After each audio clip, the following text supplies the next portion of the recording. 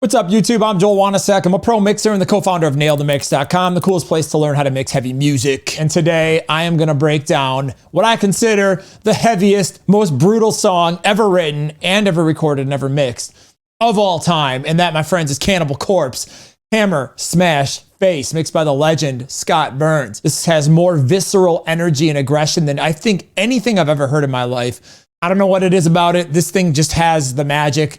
Let's break this down and see if we can figure out why this mix is so badass.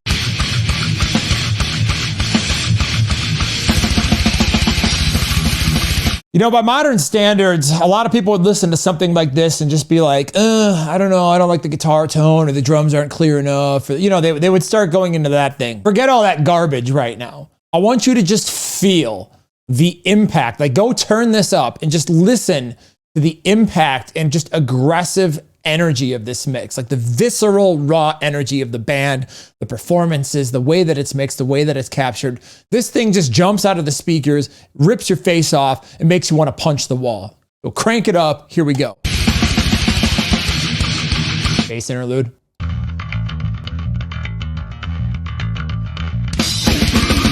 Like, I've never heard a mix that sounds this off before. So we're going to deconstruct this in a little bit, but just pay attention to the anger in this song.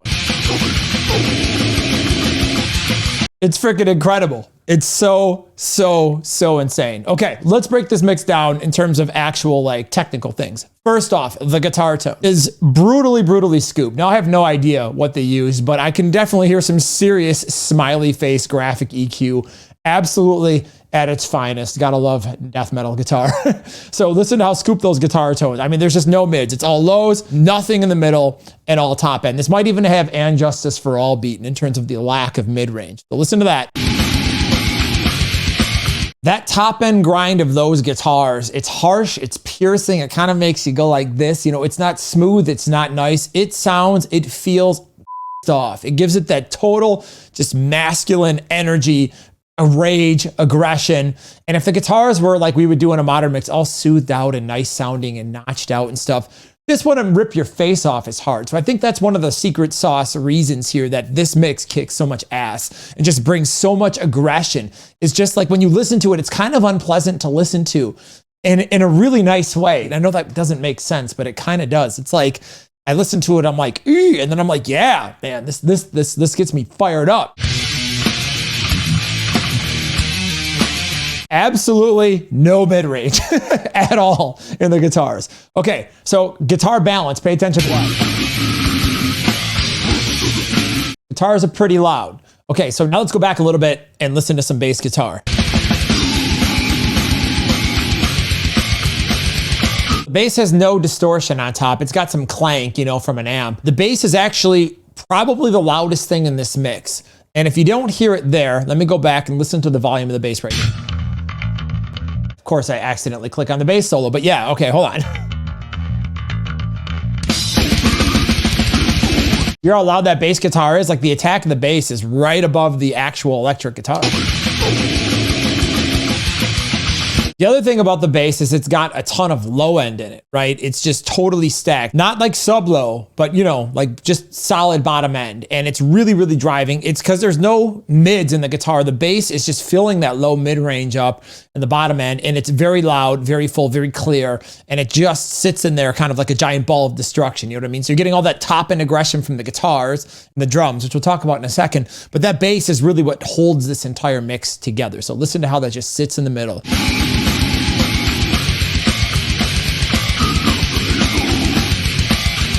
Let's talk drums now. So we've got through the bass and the guitars. You can see that the guitars are super scooped. They're around the bass, kind of like just, it's like a massive, you know, guitar sandwich with guitar on top, guitar on the bottom, big bass in the middle.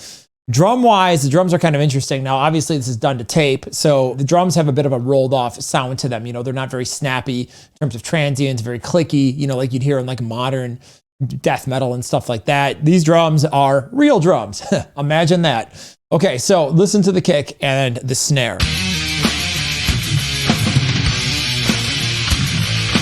Oh my God, a metal song where you can hear variants in the snare hits. Like, what is that? No one shot? Come on.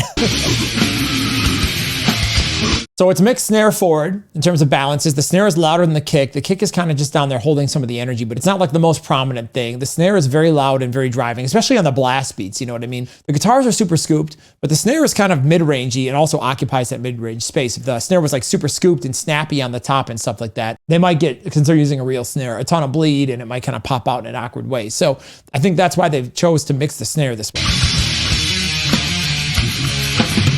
It sounds great. I mean, it's nice to actually hear a real snare in metal. I'm not used to hearing that, but I guess this is an old school mix, right? So, all right, let's take a look at the kick drum here. Pay attention just the kick in terms of the relation to the bass, the type of top end it has, like the impact.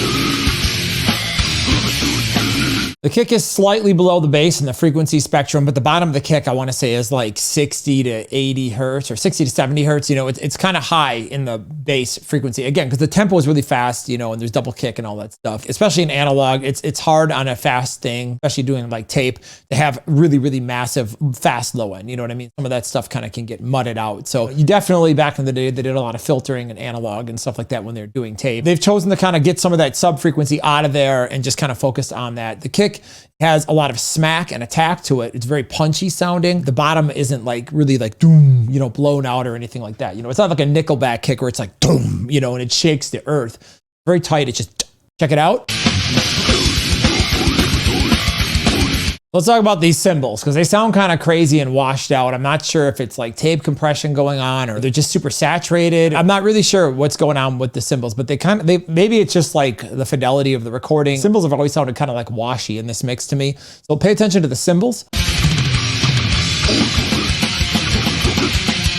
Got some crazy high ringing frequency to them that, again, in a modern mix, you'd notch that out and you'd be like, yo, get that out of there. I like that that's in here because, again, it adds to that on the top of like the guitars that just gives this thing this really, really aggressive off sound. All right, so the volume of the cymbals.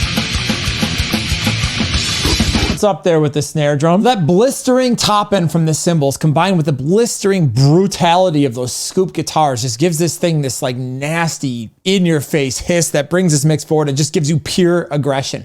Again, modern standards, it's not the clearest mix. It's not the most isolated. This mix is just raw brutality. And I think that's why when I listen to this, I just get so pumped up because it's like you can really feel the energy of the band. It hasn't been edited out. It hasn't been like mixed out and nicened and like, you know, this is just a very, very brutal, very savage, brutal mix. And I think this is why I consider this the most brutal mix of all time, because when you hit play, it's just like, yeah, like you immediately want to punch the wall. It just hits you with all that emotion. Modern death metal and stuff, it always sounds like really clean and really, everything is really robotic and stuff like that. You know, for better or the worse, you can hear what's going on with the instruments more, and you could argue it's got more impact. But in terms of like emotional impact and the way that something makes you feel, this to me makes me feel like way more pissed off than a lot of the new stuff that's come out. So it's kind of interesting, something to think about for producers out there watching this. Okay, now let's talk about vocals and how absolutely ridiculously awesome Chris Barnes was in prime. I mean, just talk about a vocalist that came out and just no one sounded like at the time. Just the most brutal, savage, low, you know, roaring. We used to call it back in the day, you know, because it was like between a bear and a lion. Like, I remember being like a kid in like middle school listening to this song, just be like, man, those roars are so savage. So Chris Barnes, I mean, God, listen to these vocals. So freaking insane.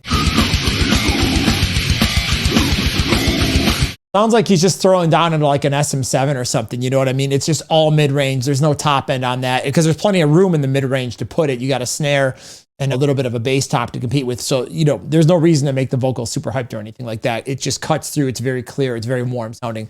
But I mean, Chris Barnes, just like what a pioneer of just vocal excellence. I mean, no one had vocals this sick, this brutal back then, period. Like that was like the lowest, sickest, most unique thing that came out in the 90s death metal scene at the time. Like no one had vocals like that. Like when you heard that the first time, it was just like spine chilling. You know what I mean? It was so freaking brutal. We just all sat back and we were like, wow, like that's the bar. So again, just listen to this performance. It's just so incredible. So good, so good, so good. I mean, I gotta say, Chris Barnes is probably one of the greatest death metal vocalists ever, next to, I would say, John Tardy of Obituary. Just Chris Barnes is just such an absolute legend at this point, such an iconic voice. When somebody comes out with something that's sick, everybody just rushes into copy. Chris Barnes is the OG death metal king. So that's all I'm gonna say about this mix. Like I said, I think this is the most brutal mix of all time with some of the most brutal vocals. I mean, everything about Cannibal Corpse just was so badass. This was like the most offensive thing you could listen to. This CD definitely got me in a lot of trouble in high school. You know, I had to sneak the cassette tape to school from my friends. You know what I mean? This is definitely like put in the confiscate category from the parents. So, you know, I wish music had this kind of attitude nowadays. It was really, really edgy back then. Now, feel like we've kind of lost it a little bit. So, hey, what do I know? Maybe I'm just getting old.